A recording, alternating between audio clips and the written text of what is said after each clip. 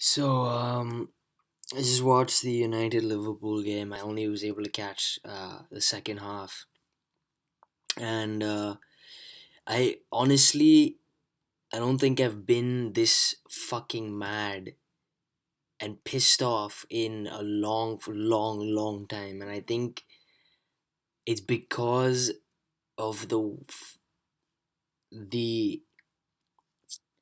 way United played, just so predictable and easy to figure out. Like everything is a ball up to Fellaini. If it's not Martial playing the cross, it's Blind. And Blind, I thought, was excellent defensively. Like some of the breakaways that Liverpool had second half, it was because of a Smalling slip or here or that, and he was always there to cover. And I've always been really impressed with him, but like I just don't fucking understand what is going on with the club, what the board wants. As a fan, that's just so frustrating. And also being like in the US, not being in Manchester, not being in the UK, I feel even more detached. And it's so frustrating and so pissing off that like this is happening. Like I read recently that the board has decided to back Van Gaal again up for the next season for his third year of his contract, whatever. And I don't know if that's true. You're never gonna know until it actually happens. But just to read that, like, how can they want him back, or how can they want him again?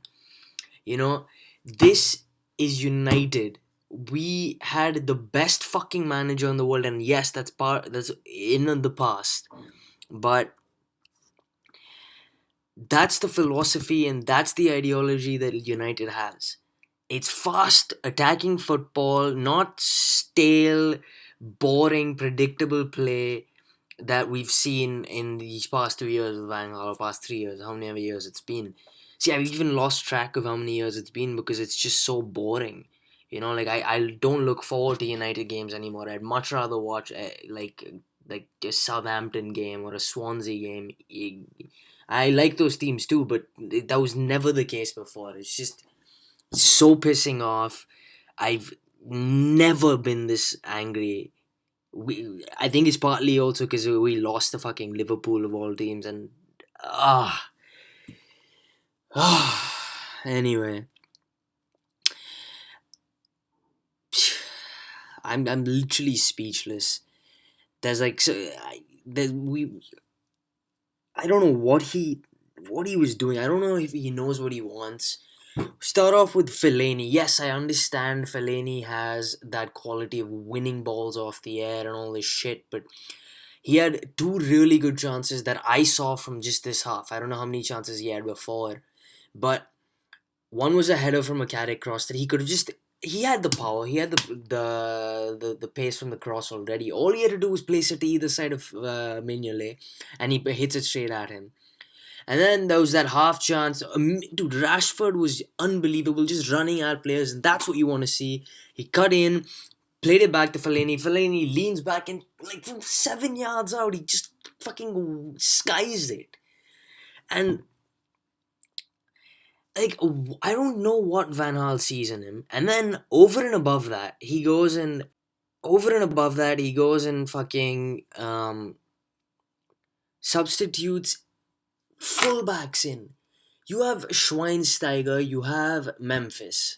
You wait till the 67th minute to bring the last substitution to bring on Schweinsteiger. And yeah, Schweinsteiger, I think he can be a lot more effective, but he's probably one of the most influential players in football. And you have Memphis, who at least puts in the effort, dude, and he has a desire to do something. Yeah, it doesn't always come off, but I can appreciate that a lot more than I can appreciate Fellaini getting frustrated because he doesn't get a fuck. As he just has no composure, and that just is so annoying to me. Anyway, I had to get that off my chest, and I've been meaning to start recording and doing podcasts anyway. So here, this was me ranting a little bit.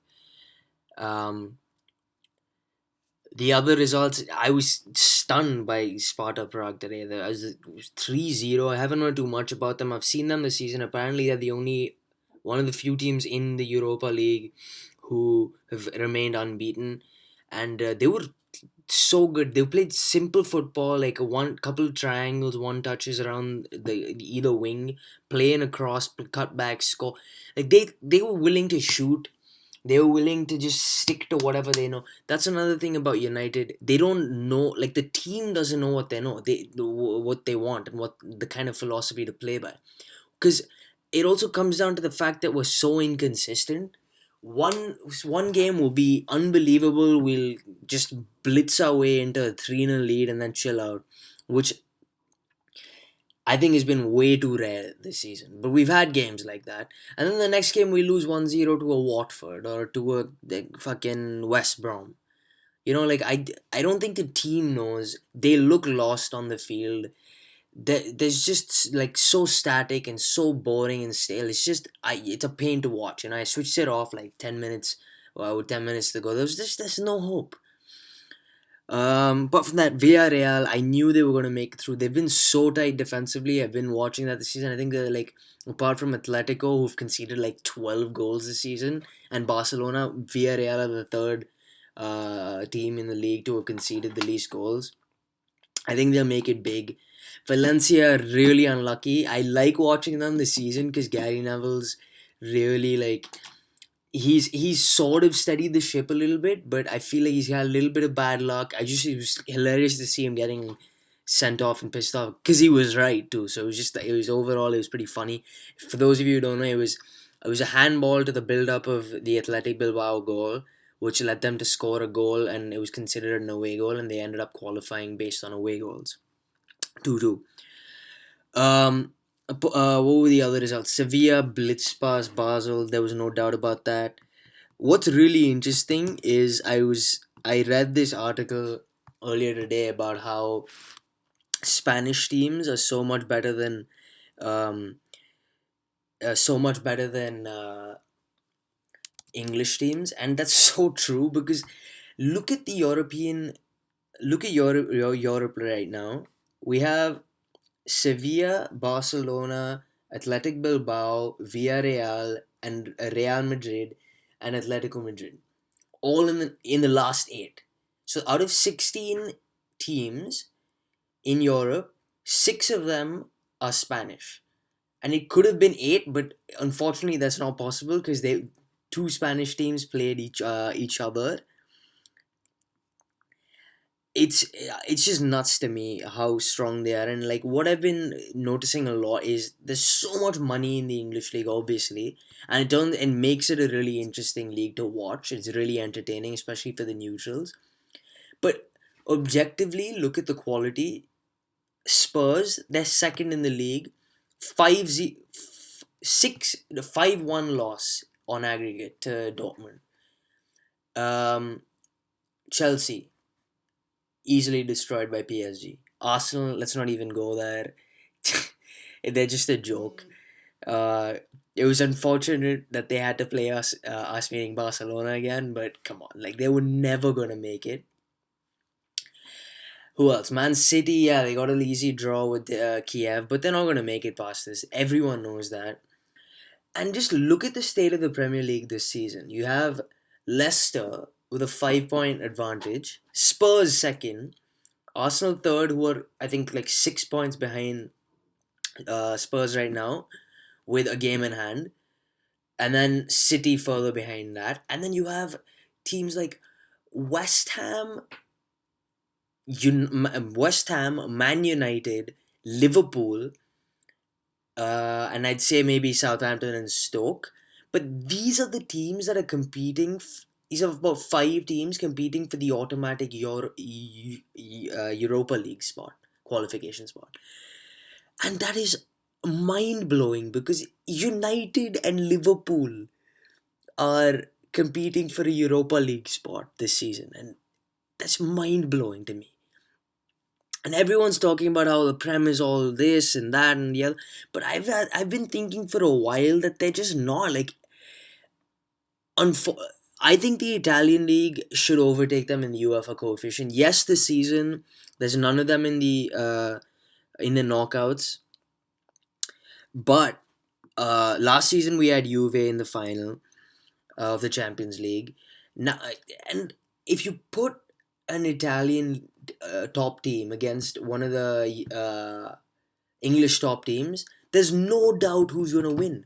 Juve versus City, it's probably a toss up, but any other Juve versus Arsenal, Juve win.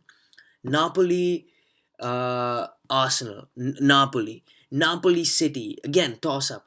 Napoli against who's like I can only think of Arsenal and City right now who could possibly compete with anyone. Spurs, yes, they beat Fiorentina, but like, come on, Fiorentina are all right. Spurs have built up this season. No chance Spurs are gonna make it against a Juve or a Napoli or something. Like, it's so like mind blowing to me that there's just because of the money the English league is given so much importance. And yeah, there's TV rights, so there's a lot more exposure around the world. But uh, I don't know. I'm like baffled by this. Um, Apart from that, what really interesting result was Braga and Fenerbahce. Fenerbahce, for those who don't know, have got Nani, Robin van Persie, Leza Markovic, who's on loan from Liverpool, Simon Kjær, the like Danish guy who's been like hyped up since he was 16 years old. He's like 24 now. He's still really good. Um,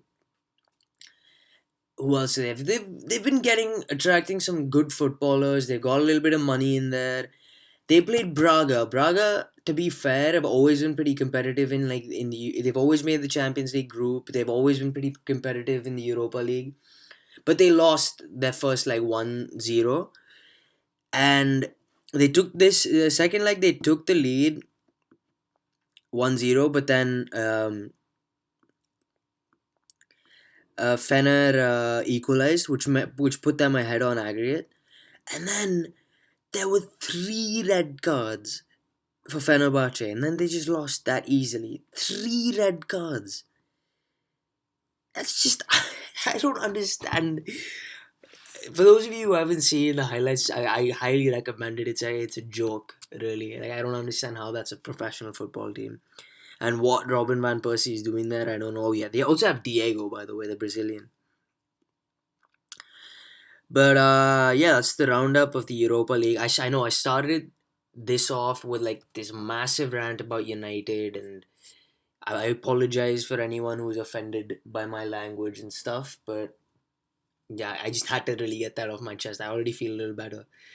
Uh, but yeah, this is a new thing I'm doing. I want to start making podcasts about um, just a roundup of football results around Europe, and I'm gonna stack this by importance to me. So probably stick with the big leagues, your Spain, England, Italy, and then France. But everyone knows what's going on in France. Like PSG is just steamrolling it, and then I'll go through like the lesser leagues, if you will, and of course Champions League and Europa League. And I'm gonna start doing this a lot more. I'd appreciate some feedback. Let me know, guys. Cheers.